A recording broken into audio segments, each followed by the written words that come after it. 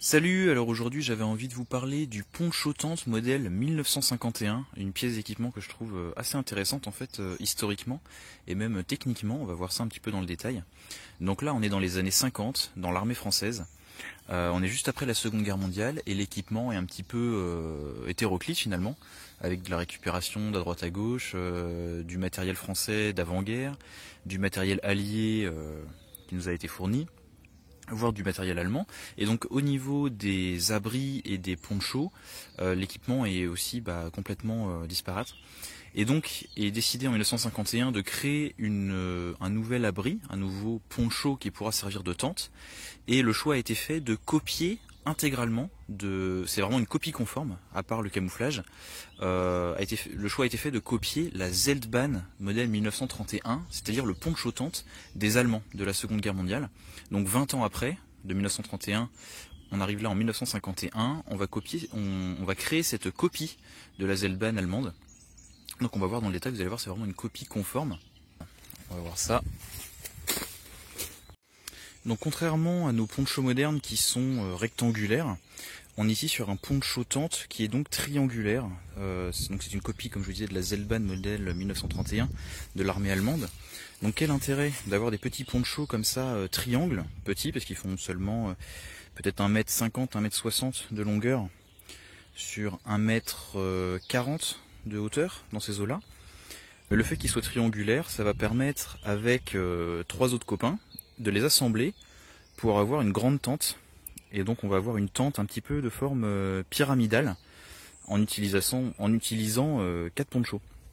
Donc en fait ça permet de faire plein de montages différents quand on est au sein d'un groupe de combat, puisque chacun individuellement va avoir son poncho qu'il va pouvoir utiliser comme petit abri, comme petit tarp, éventuellement pour se faire un petit abri ponctuel. Mais si on est avec un binôme ou si on est avec 3 autres gars, et donc on est 4, on va pouvoir se faire un abri pyramidal. Et donc d'avoir une grande tente pour 3-4 personnes, dans le sens où pour 4 personnes ça va être un petit peu petit, mais on va compter 3 personnes qui se reposent dans la tente et une personne qui monte la garde, avec des rotations régulières. Donc l'armée française en 1951 a fait une copie vraiment à l'identique de la Zeltbahn modèle 31 allemande, en simplement faisant fabriquer des copies de ce que les Allemands avaient en dotation pendant la guerre. Et tout est vraiment fait à l'identique. Le tissu, les dimensions, les emplacements des boutons, les emplacements des passants de boutons. Donc regardez-moi cette qualité de fabrication. Vous voyez qu'on a des petits boutons estampillés équipement militaire. Donc c'est des boutons en aluminium si je ne fais pas d'erreur, avec des passants. Vous voyez que les boutons sont cousus en recto verso. Et donc de ces boutons vous allez en avoir, mis au point, vous allez en avoir vraiment tout le tour sur les deux côtés des triangles. Vraiment sur tout le tour, ainsi que des passants, enfin des œillets aussi pour faire le montage que vous souhaitez, de façon donc à replier le poncho, le monter en mode poncho ou bien en assembler plusieurs, donc pour faire les tentes ou abris ou différents montages. Donc on peut vraiment monter à des montages assez énormes.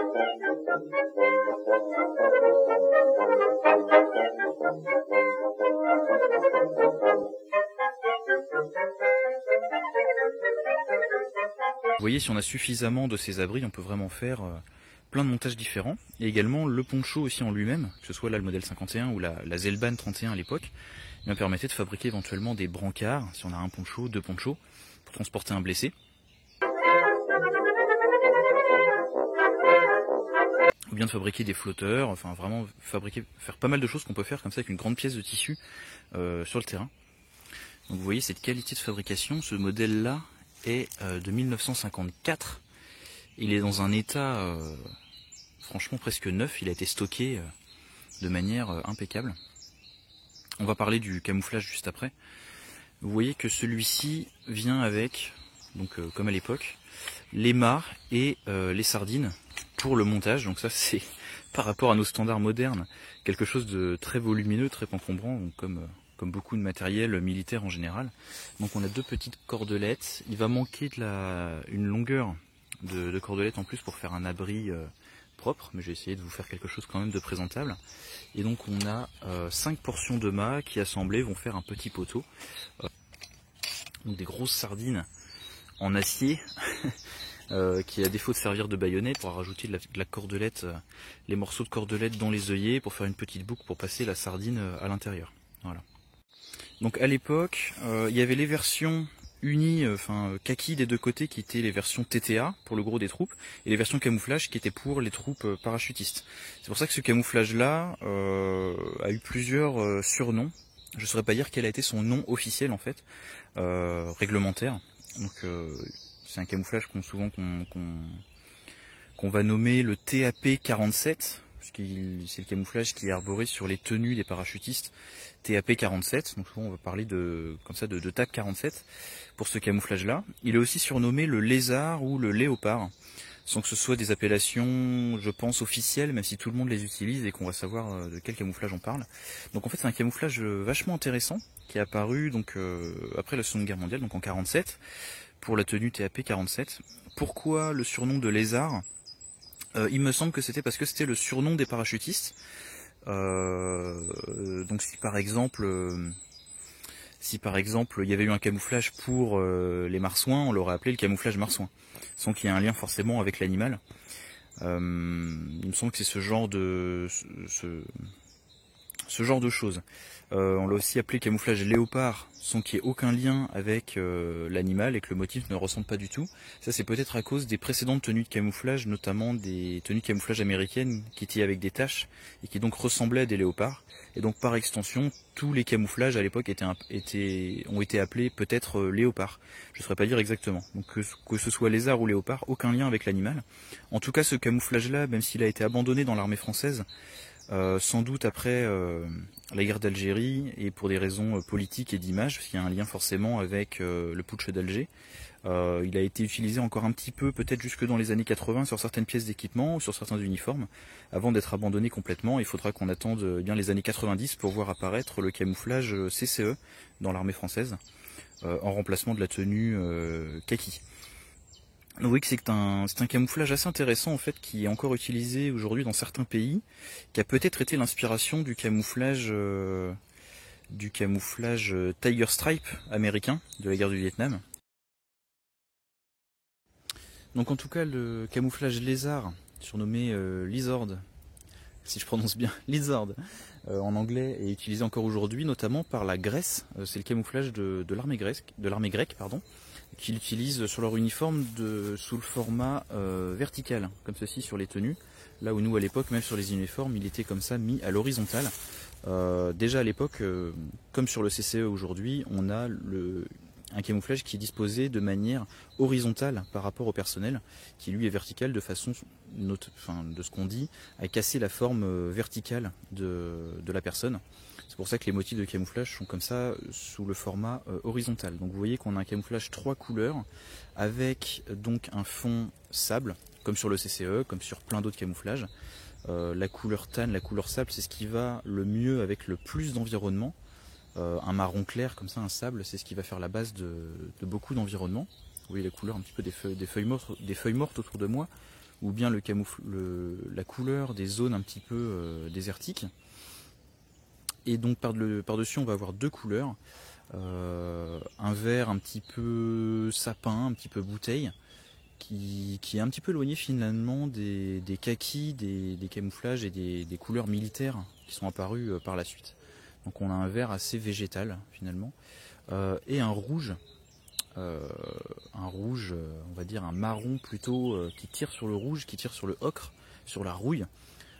Comme dans le flectarn, comme dans plein d'autres camouflages, un marron comme ça qui tire sur le rouille, sur le rougeâtre, finalement ça peut être une bonne idée dans l'environnement, puisque finalement pas mal de végétaux vont avoir cette teinte un petit peu orangée à la période automnale finalement, du marron assez profond comme sur le CCE, couleur terre, c'est pas ce qui va être le plus répandu.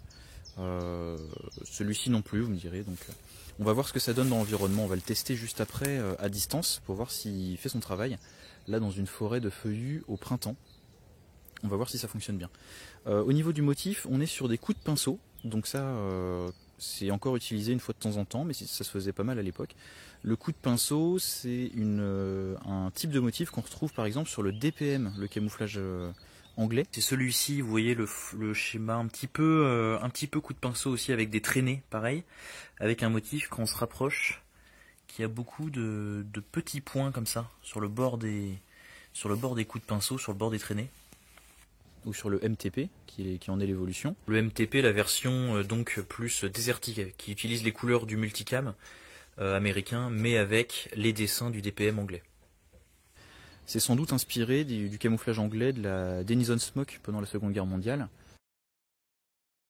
Une smock, donc une grande veste qui avait un motif comme ça, type coup de pinceau.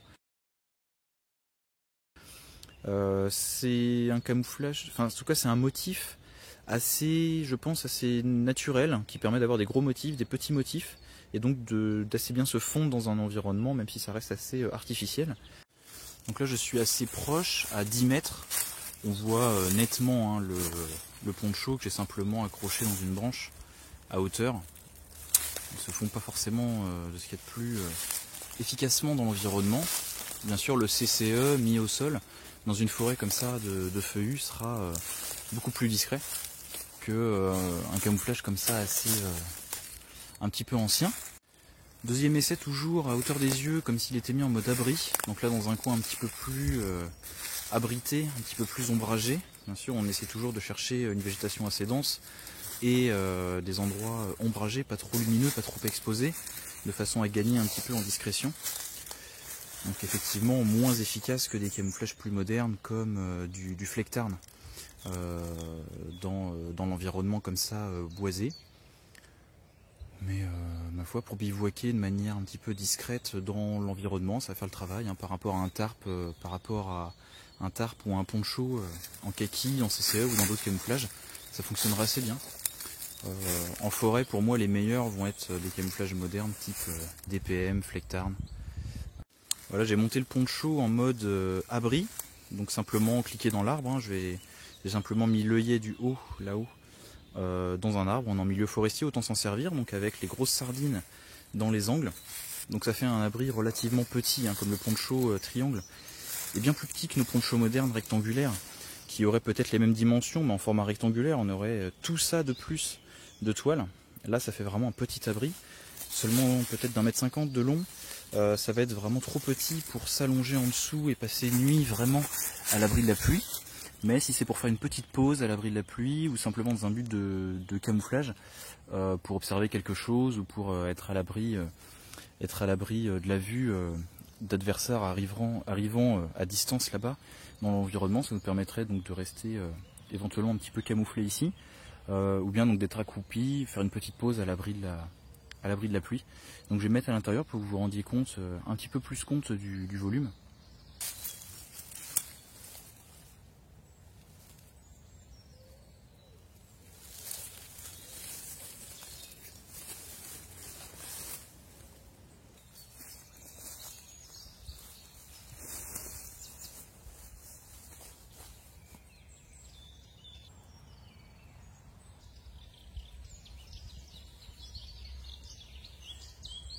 Là vous imaginez bien les volumes, hein. Si j'en ai 3 autres, je vais vraiment pouvoir faire une grande tente pyramidale, donc avec un seul mât central.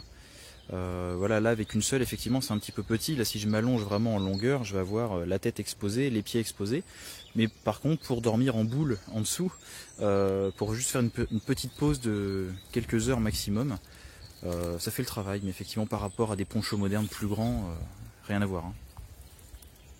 Donc voilà, c'est un petit peu comme tous les ponchos de l'époque, les ponchos russes, les allemands ou américains, avec un seul on est un petit peu limité, mais si on en assemble 2, 3, 4, on peut faire des abris conséquents. Là vous voyez bien le montage, avec simplement la corde passée dans un œillet avec un nœud.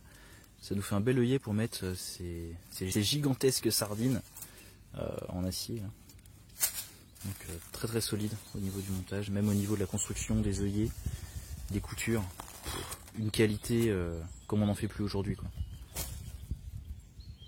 Et donc pour l'utilisation avec le mât, vous voyez qu'il faut qu'on assemble ces petits poteaux pour arriver à un mât d'environ 1,50 m.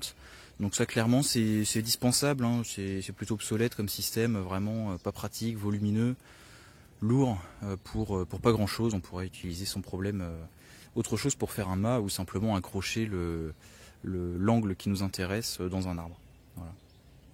Mais par contre au niveau de la construction, rien à dire. Ça a quoi 60-70 ans. C'est du bois tourné, voilà, avec des pièces d'acier rapportées, clouées. C'est nickel, vous voyez que c'est un petit peu rouillé. Je vais vous faire une mise au point.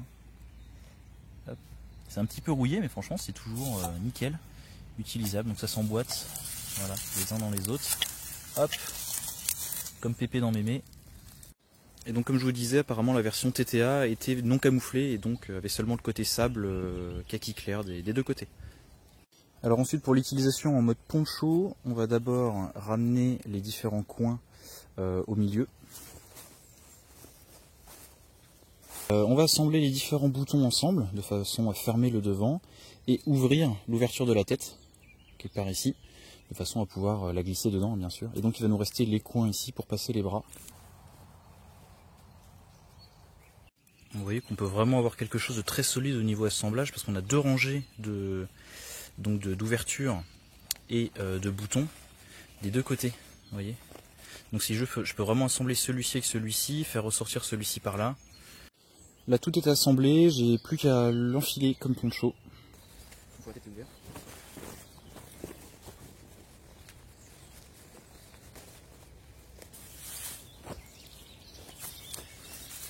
Donc voilà le poncho, vous allez me dire, il n'y a pas de capuche pour la pluie, donc ça effectivement. C'est normal, hein, vu qu'on a un système militaire, c'était prévu pour être utilisé avec le casque ou avec le chapeau de brousse.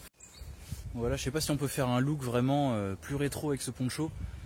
Là on a vraiment une dégaine type Blitzkrieg, même si c'est un camouflage français, ça fait bizarre d'avoir une Zelbad 31 comme ça avec un camouflage français.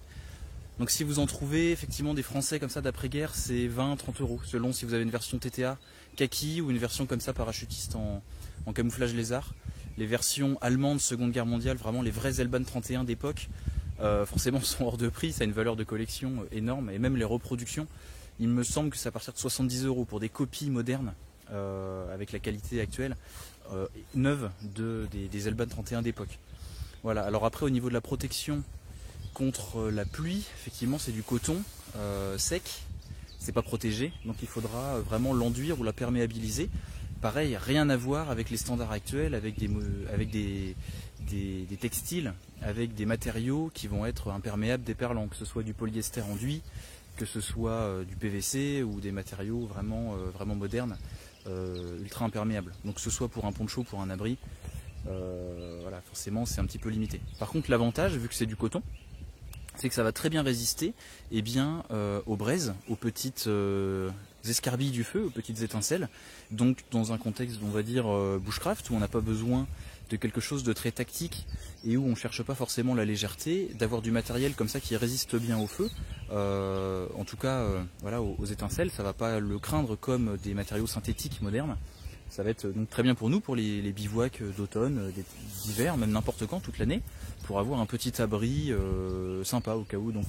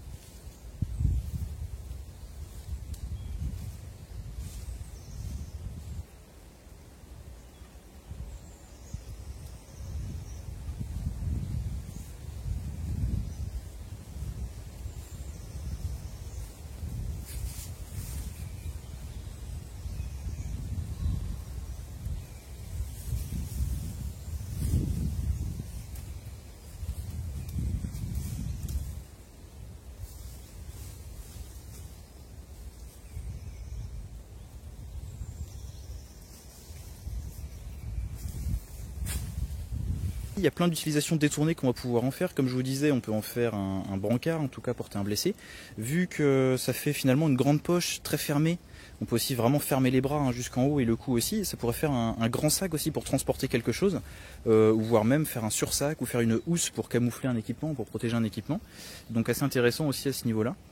Également, à l'époque, ça c'était prévu aussi pour servir de flotteur, éventuellement en mettant des matériaux qui flottent à l'intérieur. Donc aujourd'hui, avec nos moyens modernes, vous pouvez mettre des bouteilles plastiques, des bidons à l'intérieur, tout ficeler tout ça, et ça vous ferait un gros ballot vraiment qui pourrait vous servir de flotteur pour traverser un cours d'eau par exemple. Donc il y a plein d'utilisations détournées qu'on peut en faire comme ça, comme avec les ponchos, comme avec tous les ponchos d'ailleurs. Il faudrait tester, mais n'empêche rien que mes couleurs matchent mieux avec l'environnement que le poncho en lui-même. Là, si on fait un zoom sur ce motif, mais ce coup de pinceau, clairement, on le retrouve encore aujourd'hui sur plein de camouflages. Ça va clairement vous rappeler le DPM anglais. Ces boulines qui se terminent en petits poils de pinceau, là, ces petits points. Voilà, ça va vraiment ressembler au DPM. Et là où les motifs se croisent, en plus, ça va faire un espèce de vert noir très très foncé, presque noir. Donc c'est un camouflage 4 couleurs finalement. Et donc ce poncho tente modèle 1951 et bien finalement sera remplacé dès 1955, en tout cas à partir de 1955, finalement très rapidement, devant les défauts, c'est-à-dire le manque de place en mode abri. Puisque l'abri finalement reste très petit quand on est seul, et bien arrivera dès 1955 donc le modèle d'après, la tente modèle 1955. Là, plutôt que d'être inspiré d'un modèle allemand, va être inspiré du modèle américain, c'est-à-dire le half tent américain, donc qui ressemble beaucoup à la tente allemande que je vous avais présentée déjà il y a quelques temps, c'est-à-dire avec une forme rectangulaire vraiment allongée, avec un petit triangle à chaque extrémité, pour avoir à chaque fois la moitié d'une toile de tente canadienne, et qu'on ait seulement à trouver une autre personne pour avoir les deux moitiés de la tente, et qu'on ne soit pas à 4 pour partager chacun un quart de la tente pyramide. Donc ça arrivera dès 1955, et ensuite il faudra attendre les années 80 pour voir arriver la tente F1, la tente moderne, puis ensuite la tente F2, et maintenant il n'y a même plus de toile de tente il me semble. En tout cas voilà. Donc ce modèle de Zeltbahn des années 50 disparaîtra finalement très rapidement après-guerre, et il ne nous restera que quelques exemplaires pour la collection, et en tout cas au niveau réglementaire ça va disparaître rapidement. Donc comment plier une Zeltbahn? Donc ça va être la même méthode, que ce soit pour les Zeltbahn allemandes ou pour la Zeltbahn française, la tente 51. Donc on va d'abord la mettre le côté extérieur en dessous, puis on va rabattre les trois coins de façon à avoir quelque chose de presque carré, en tout cas de rectangulaire. On va rabattre le coin du haut au milieu et chaque coin aussi au milieu. Voilà, comme ceci grossièrement. Ensuite on va ramener, en imaginant qu'il y ait 4 parties, les deux parties extérieures au milieu, comme ceci. Hop. Une fois que les deux moitiés sont ramenées au milieu, on va pouvoir ensuite le replier en deux. Qu'est-ce que j'adore ce camouflage, bordel. Voilà, ensuite on va commencer à rouler en partant du fond, pour rouler ça en petits boudins très très serrés jusqu'à ce niveau à peu près, où on repliera le bord à l'intérieur pour avoir un repli propre et pas plein de plis comme ça visibles depuis l'extérieur. Simplement dans un but esthétique, sinon vous pouvez rouler entièrement dès le départ.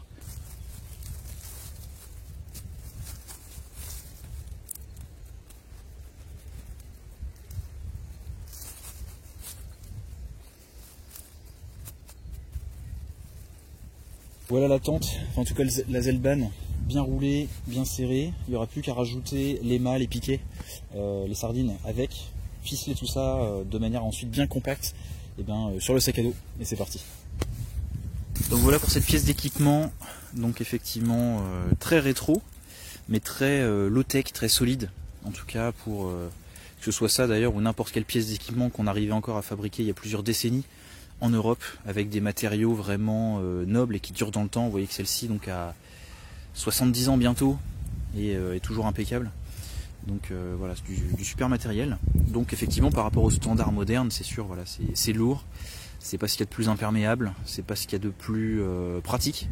Mais en tout cas, comme avec n'importe quelle pièce d'équipement militaire réglementaire un petit peu ancienne, vous allez avoir quelque chose de ultra solide, ultra durable, que vous allez pouvoir réparer vous-même, qui va vous durer dans le temps, que vous allez pouvoir entretenir, maintenir, éventuellement même transmettre. Donc voilà, du super matériel en tout cas, super costaud.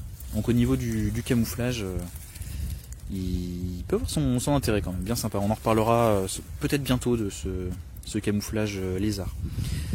Voilà, bah écoutez, j'espère que ça vous aura plu. Moi je vous souhaite à tous une bonne fin de journée, si ça peut se dire à travers une vidéo. Et en tout cas, voilà, bonne sortie à tous. Profitez bien du printemps pour faire un maximum de choses. Et puis à très bientôt. Salut!